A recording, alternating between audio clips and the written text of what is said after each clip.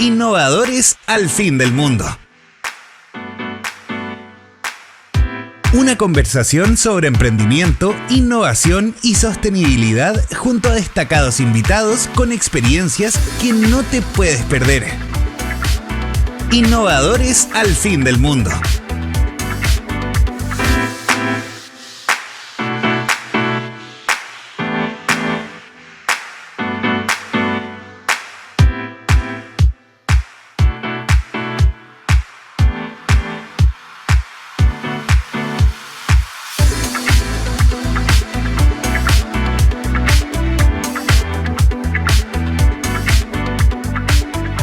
Bienvenidos a la quinta temporada de Innovar al Fin del Mundo. Soy Ricardo Icarte, soy CEO de Patagones Startup, una incubadora con foco en cambio climático, biotecnología, economía circular y sostenibilidad.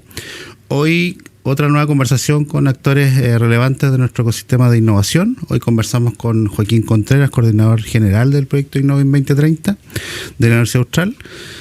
Así que vamos a conocer un poco qué cosa es Innovin, también un poco de la vida de Joaquín. Bienvenido, Joaquín, al podcast. Muchas gracias, Ricardo, por la invitación.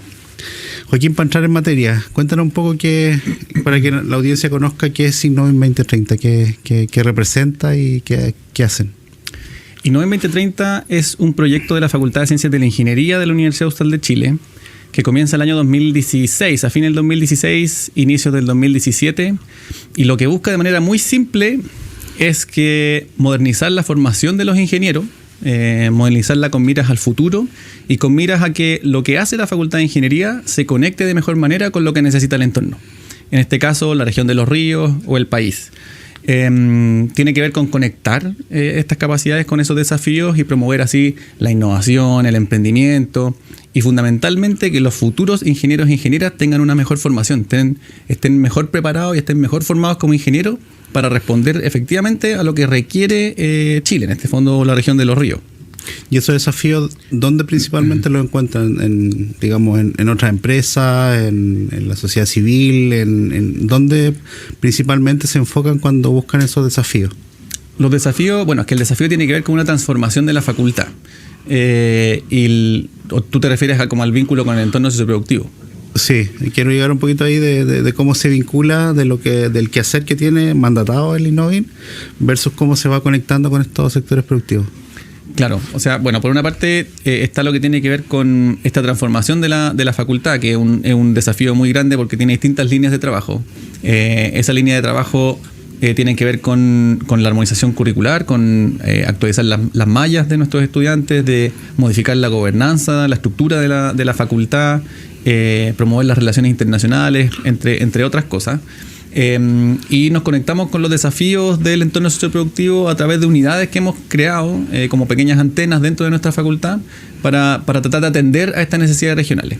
Un caso paradigmático es la creación de una oficina de vinculación con el sector socioproductivo que se crea en el contexto del proyecto, que viene a formar parte de la orgánica de la facultad y que está muy atenta a lo que está pasando en el entorno. Pues se comunica con agencias del Estado, se comunica con empresas, vamos a eventos de la industria.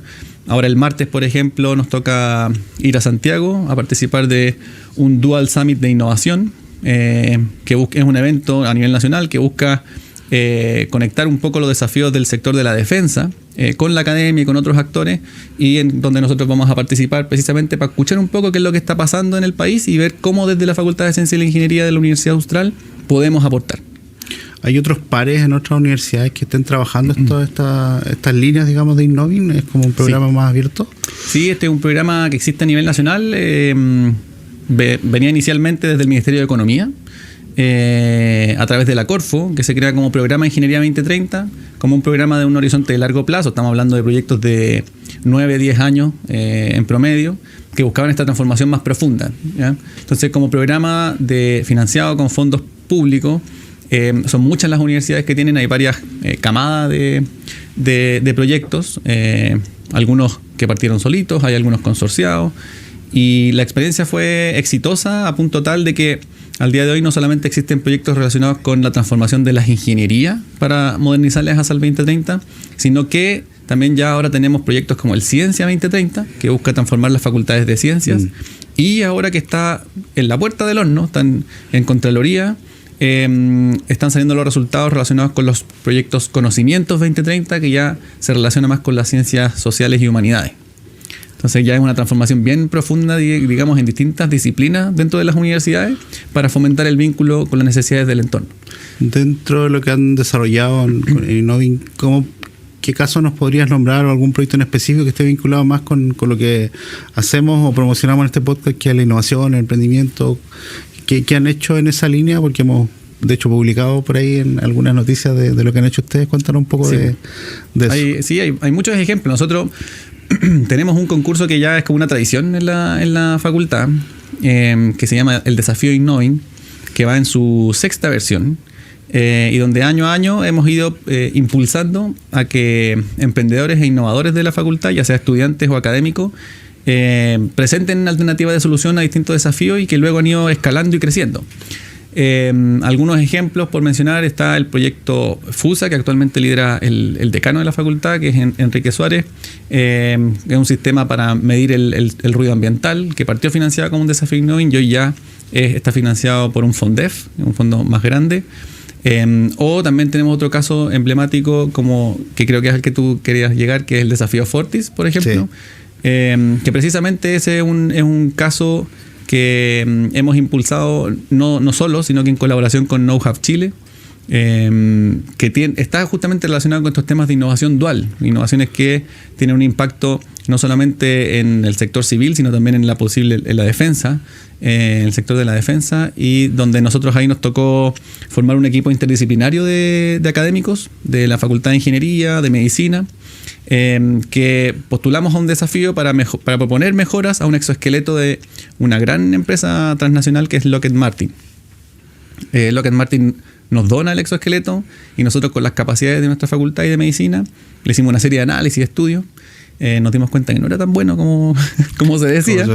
Claro, pero al final de cuentas logramos, desde esa experiencia, gestar un equipo de trabajo interdisciplinario, realmente interdisciplinario, que a partir de ese trabajo en conjunto con el desafío Fortis, postulan a un fondo que es un núcleo de investigación en la universidad para darle continuidad a ese trabajo, y que hoy día tiene varias líneas de investigación que siguen desarrollando. Sí, te lo preguntaba porque justamente al tener este trabajo multidisciplinario con una base de una tecnología que es norteamericana, digamos, bastante conocida en temas de defensa, entonces tú pones a todas las personas involucradas en un alto nivel. Entonces creo que eso no estamos tan acostumbrados y no podría estar lejano. Hay que, digamos, tener las conexiones en la red que tienen ustedes para poder hacerlo. Sí, y hay que empezar a conectarse ya no desde el punto de vista de la posible solución o de la tecnología en sí misma, sino como un medio para un fin mayor. Nosotros trabajamos en este desafío Fortis, pero como consecuencia de eso hay empresas de la región que se mostraron interesadas en, bueno, por una parte en la tecnología, pero también con el equipo de trabajo. Y estamos explorando posibles colaboraciones a partir de ese desafío, con la experiencia que adquirimos, para intentar desarrollar cierto tipo de exodispositivos para empresas de la región que son muy importantes dentro, digamos, de la matriz productiva de la región. Entonces yo creo que lo realmente interesante está en esos vínculos con distintas empresas o instituciones con las cuales nosotros nos empezamos a acercar, un poco lo que conversábamos al principio, para empezar a conocer cuáles son sus desafíos. Y esa es una cosa que uno no resuelve de un día a otro. Yo no voy a hacer un evento en el que van a llegar las empresas y van a empezar a decir libremente cuáles son todos los problemas que tienen. Eso es ingenuo. Uno tiene que ir gestando una relación con ellas. Entonces, hemos generado distintas instancias, desde consejos consultivos, invitar a los eventos, ferias laborales, y ahí ya en el día a día hemos ido haciendo recurrentes esas relaciones, hemos ido fortaleciendo nuestra confianza, y de a poco ya empiezan a surgir como, oye, ¿y si hacemos esto? ¿Si hacemos esto juntos? ¿Y si nos vamos por aquí? Y eso es algo que está empezando recién a surtir efecto. ¿Tú crees que va en buen camino o tenemos una brecha muy larga todavía con las empresas regionales? Desde el punto de vista de atrevernos a confiar en otros que nos solucionen ciertos problemas, que ahí te voy a comentar después, en un concepto que me gusta mucho, que es la innovación abierta. Pero en definitiva, ¿cómo ves el comportamiento de las empresas ya que conocen esta experiencia, tienen un poco más de confianza, están más abiertos? ¿Cómo los ves tú a las empresas regionales? Yo lo veo bien, hemos tenido acercamiento y nos ha ido bien en la medida en que hemos llegado genuinamente a conversar con ellos. para intentar colaborar. Nos ha pasado con Arauco, nos ha pasado con Asenap, nos ha pasado con Kunzman, que son las grandes empresas, digamos, de la región, que nos han abierto las puertas al punto que hemos llegado con equipos completos de académicos a sus instalaciones a conocer cómo está haciendo la operación, qué espacios de mejora existen, a identificar problemas. O sea, eso es algo que en el fondo revela la esencia de la existencia de un proyecto como Innoven 2030. O sea, no sé si están viendo el fondo, pero logramos meter a un grupo de académicos a una empresa. O sea, ya eso es una cuestión que no es obvio, ¿no? Porque no es habitual. Claro. Entonces resulta que van estos académicos y empiezan a identificar cosas. Miren, oye, mira, y acá cuánto es lo que consume esta máquina.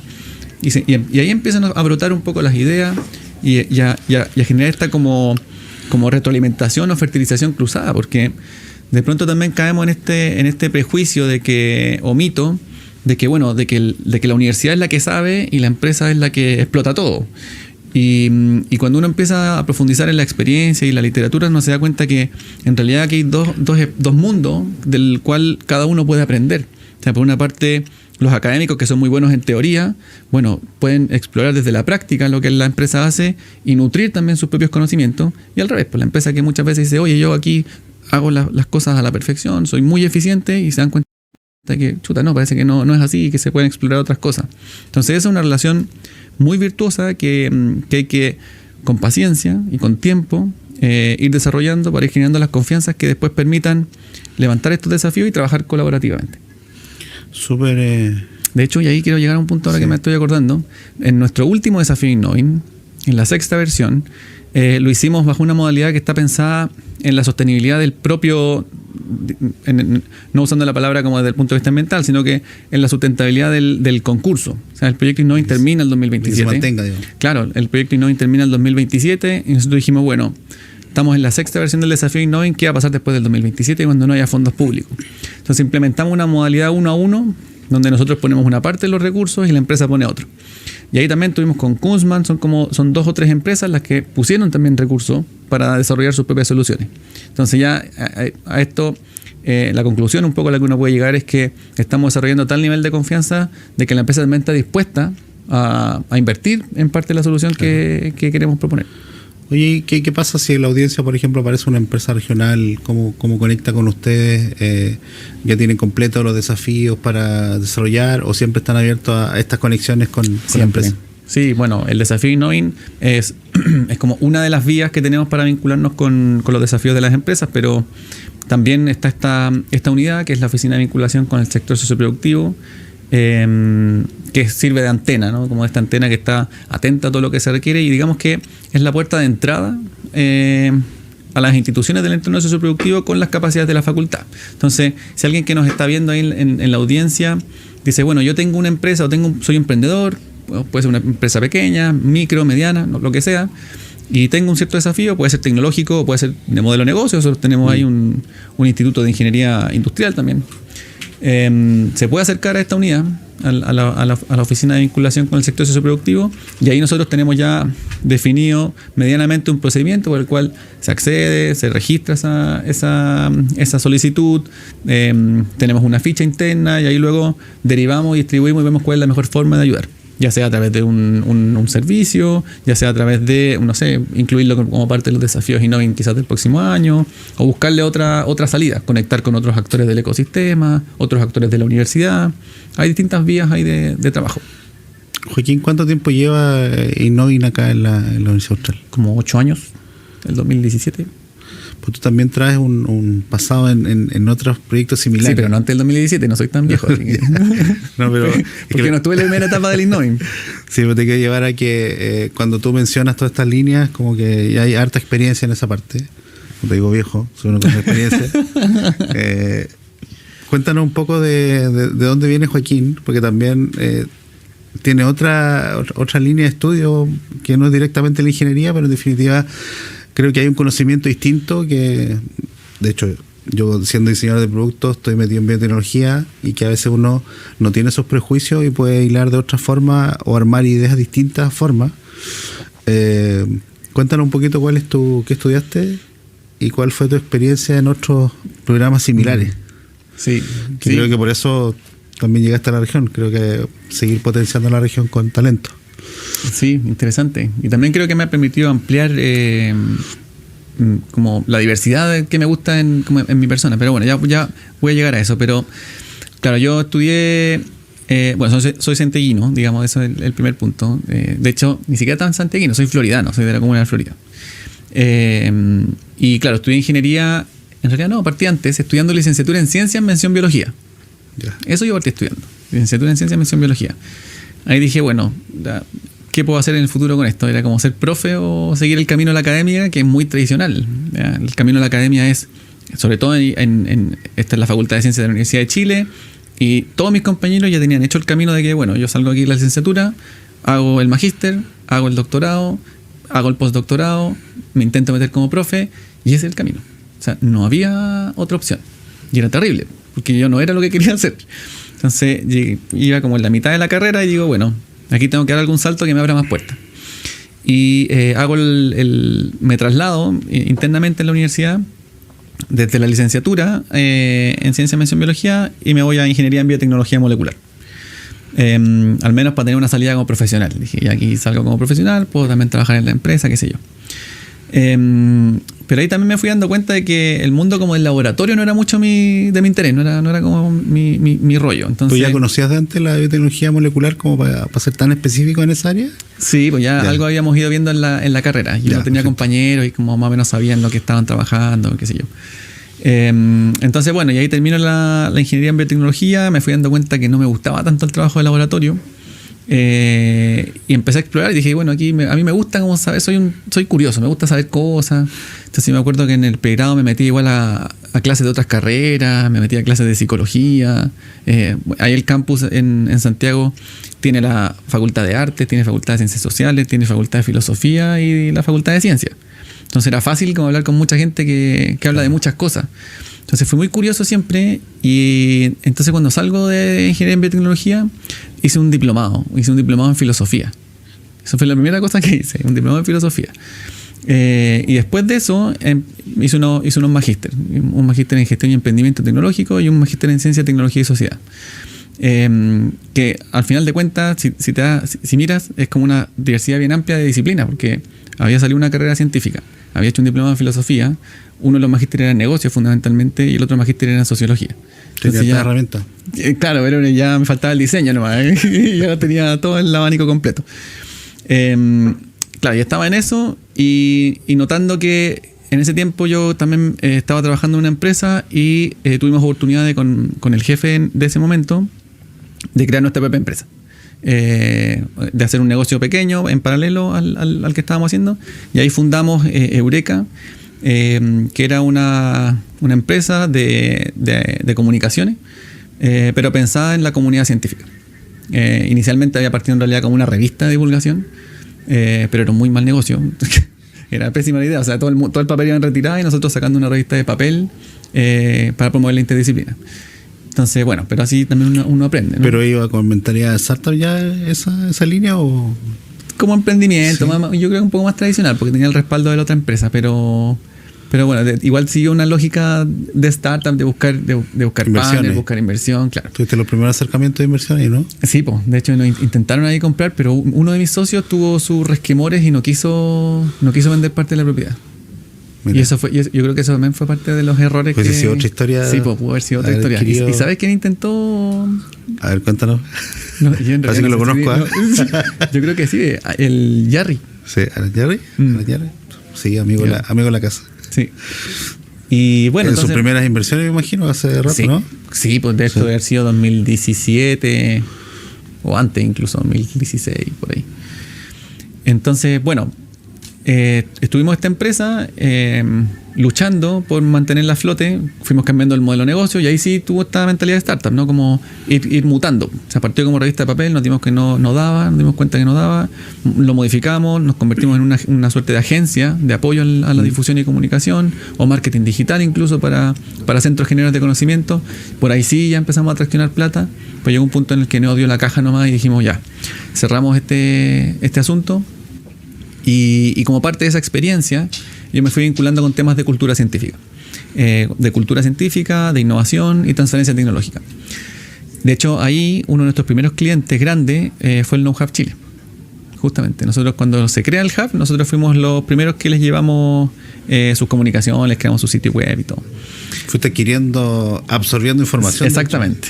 Porque uno cuando trabaja en medio va absorbiendo información que está afuera y de alguna forma vas aprendiendo. Tal cual. Entonces, y ahí lo que nos pasó fue que fuimos absorbiendo esta información, me empecé a interesar mucho en los temas de transferencia tecnológica y dije, bueno, parece que aquí hay algo. Y empecé a interesarme en cómo desde mi formación, esta bien interdisciplinaria, yo podía aportar a fomentar los temas de innovación y transferencia de las universidades. Y ahí entonces me voy a trabajar a la Universidad Católica Valparaíso en la dirección de innovación, principalmente apoyando los temas de innovación social y había incluso una incubadora también escolar. Y de eso me pego el salto al Ciencia 2030 de la Universidad de Chile, que llego a trabajar en la etapa 0, diseñando el plan. Nos tocó viajar a Estados Unidos, a Australia, y entregamos una propuesta de fortalecimiento de capacidades en las facultades de ciencia, que eran 4 allá, pensando en el 2030. Y luego de eso yo dije, bueno, aquí también una patita que falta en mi formación como para aumentar todavía más mi diversidad, era vivir más en región, o sea, comprometerme más. En Valparaíso estuve re poco, estuve como 3 meses. ¿Intencionaste un poco lo que querías hacer? Sí, yo me quería ir de Santiago y ahí me apareció esta oportunidad en Valdivia, trabajar aquí en la Universidad Austral y la tomé, pues y ahí llegué el 2021 y aquí me hallo. ¿Y qué crees tú que sería el siguiente paso de Joaquín, digamos, que es curioso dentro de lo que está haciendo ahora? Biotecnólogo, metido en ingeniería, hoy día conectado con los desafíos de las empresas, conectado con el ecosistema, hoy día también es súper activo en términos de colaboración con el ecosistema. ¿Qué más le falta hoy día a Joaquín? ¿O qué está haciendo ahora? ¿Está leyendo algo? ¿Va a estudiar algo más ahora? ¿Cuál es el siguiente desafío de Joaquín? Sí, bueno, el desafío en el que estoy embarcado es en el de... estoy escribiendo un libro, algo creo que te había contado hace un tiempo atrás, que bueno, a partir de la experiencia en las universidades, siempre he pensado... ¿Plantaste el árbol igual? Claro, y el hijo después me plantar. Pero no, desde el trabajo que he hecho en las universidades me he dado cuenta que se habla mucho esto de la instalación de capacidades y yo sentí que había una brecha ahí conceptual e incluso marcos metodológicos que permitieran como avanzar en esa instalación de capacidades. Entonces le empecé a dar vuelta a ese tema y de un tiempo hasta ahora he estado trabajando en un libro que sirva como una guía metodológica para universidades, para que puedan de una forma ordenada y con método pasar de ser una universidad tradicional a convertirse en una universidad emprendedora. Así que eso es algo en lo que espero prontamente tener novedad. Ya tengo el primer borrador y quiero que publicarlo con la universidad, así que espero Buenísimo. Que salgan buenas noticias. ¿Cuándo debería salir? ¿O está ahí libremente avanzando? Sí, mira, o sea, el borrador está listo. Ahora se supone que tiene que abrirse el apoyo de la universidad y vamos a ver cómo nos va. Estamos conversando con Joaquín Contreras, un innovador que transforma la academia desde adentro. Los invito a suscribirse a nuestro canal de YouTube, Innovar al Fin del Mundo, y también en Spotify. Llegamos a esta última parte de nuestro podcast donde buscamos consejos prácticos para la audiencia. En este caso creo que es súper atingente, Joaquín, que puedas recomendar quizás a algún estudiante de ingeniería de los que atienden muchas veces, o algún investigador que tenga en la facultad o en otras facultades de la universidad que sé que están trabajando en varias áreas. ¿Qué consejo práctico le daría a ese estudiante que está como ahí como pensando si emprendo, si doy un paso a buscar una solución y pienso que está inicialmente partiendo nomás, o un investigador que puede estar dando vuelta en varias líneas? ¿Qué consejo le darías tú a ellos basado ya en diferentes etapas que has pasado tú del emprendimiento hoy día con Innovi? Sí, yo lo abordaría como desde 2 puntos de vista. Uno que quizás un consejo más general, tal vez no solamente para estudiantes y académicos, sino para los que están en su etapa de tomar los riesgos, como de emprender. Porque bueno, yo también lo viví, esto de casarse con la solución finalmente, pues, casarse con la idea que uno tiene. En mi caso fue la revista, en su momento que la revista iba en retirada, y ahí lo importante es este cliché, ¿no? Pero enamorarse del problema al final, como identificar bien el problema. Yo creo que mi consejo sería ese: a todos los que están pensando en emprender o lanzarse, en identificar muy bien qué problema quieren resolver, y quizás no solamente desde el punto de vista del negocio, sino que del propósito que lo conecta con ese problema. Yo creo que por ahí también va a pasar parte del incentivo y de la motivación para querer avanzar y prosperar en arenas que siempre son movedizas. Pues emprender es una cosa compleja, es riesgosa, tiene mucha incertidumbre. Entonces, saber navegar esas aguas implica tener el coraje y la valentía de estar comprometido con el problema que hay detrás, no con la solución que yo creo que estoy resolviendo todo. Ese es el primer consejo. Y luego ya la otra dimensión, pensando más en la gente de la facultad, aquí voy a pasar el anuncio también, pero así como teníamos esta unidad de vinculación con el sector socioproductivo, también hay una oficina de innovación, emprendimiento y transferencia. Entonces, a todo estudiante o académico, si es que está por ahí escuchando esto, es a que si tiene ganas de emprender o de innovar, las puertas de esta unidad van a estar siempre abiertas para, a través de esa oficina, canalizar sus inquietudes y apoyarlos. Entonces, ahí el consejo es que lo hagan, que no se sientan solos, porque hay una estructura dentro de la facultad. Ya vemos un equipo profesional que estamos con muchas ganas y dispuestos a apoyar para que sus emprendimientos o innovaciones sean, o sus ideas sean exitosas. Sí, de ese punto de vista, cuando aparecen estudiantes de diferentes carreras, diría yo, incluso, que nos ha tocado apoyar antes, incubándolo o apoyándolo incluso en prácticas profesionales, nos hemos dado cuenta los que deciden pasar o innovar o empezar a emprender, después a la larga terminan siendo mejores profesionales porque no le tienen miedo al fracaso, pueden quizás ampliar sus conocimientos y proponer ideas en su espacio de trabajo. Me ha tocado, te diría que una decena de estudiantes y emprendedores que se transforman en emprendedores después que verlos hoy día que son mejores profesionales, tienen un mejor trabajo incluso, y haber tomado ese riesgo. Creo que hoy día tienen todavía ese espacio para poder hacerlo, tienen dónde llegar, dónde recibir apoyo metodológico. Creo que es súper importante también de no solamente emprender porque me tiro a la piscina nomás, sino que hay un método detrás para poder crecer.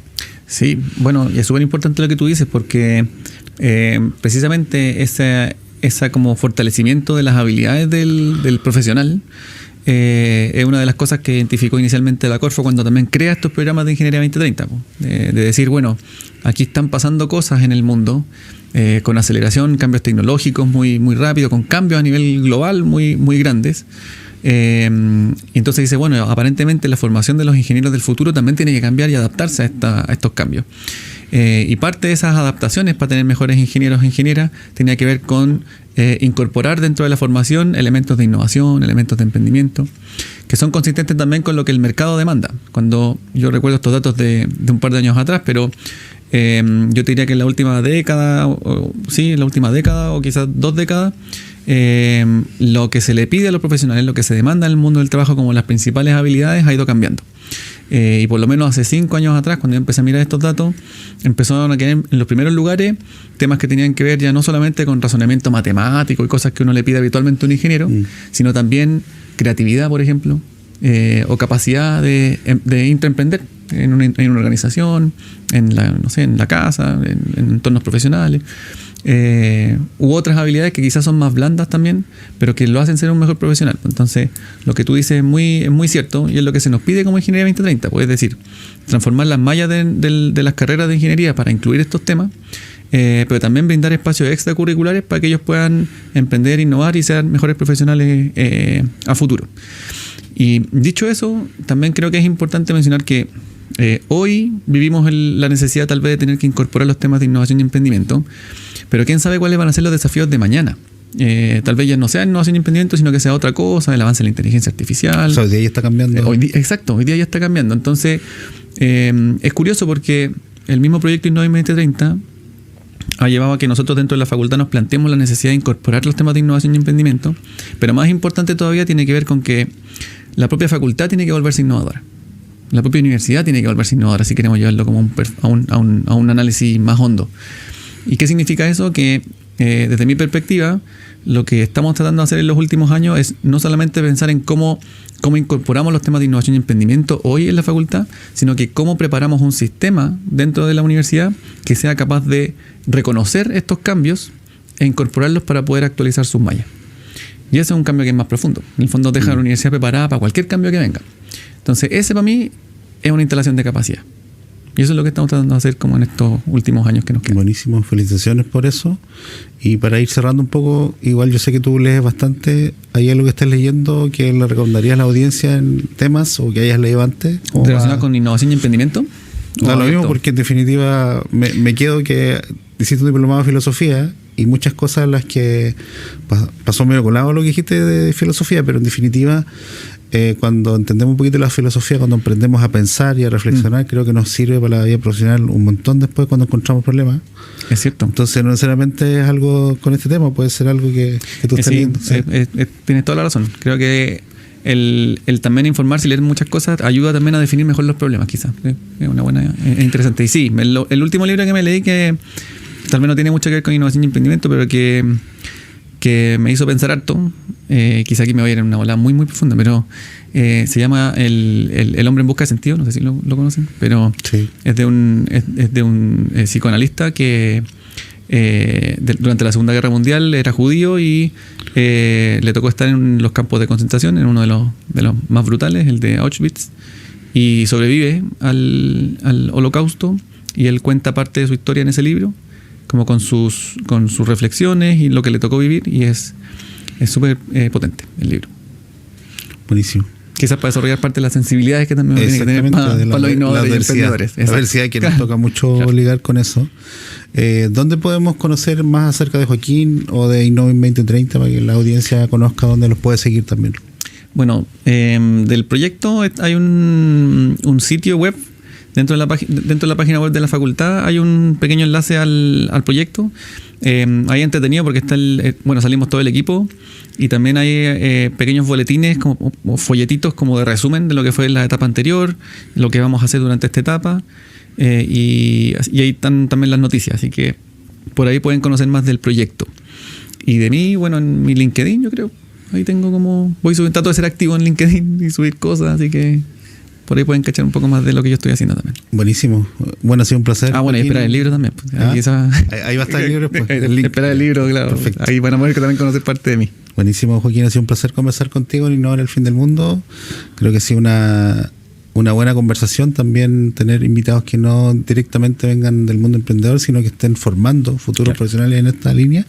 Así que gracias por aceptar la invitación y nos veremos también en otras conversaciones en el ecosistema. Ya, pues muchas gracias, Ricardo, por la invitación. Felicitaciones también por abrir estos espacios que también son importantes. Y a todo el equipo que están ahí también tras de cámara. Así que muchas gracias a todos. Gracias. Bueno, lo invito a seguirnos en nuestras redes sociales como Innovar al Fin del Mundo en YouTube y en Spotify.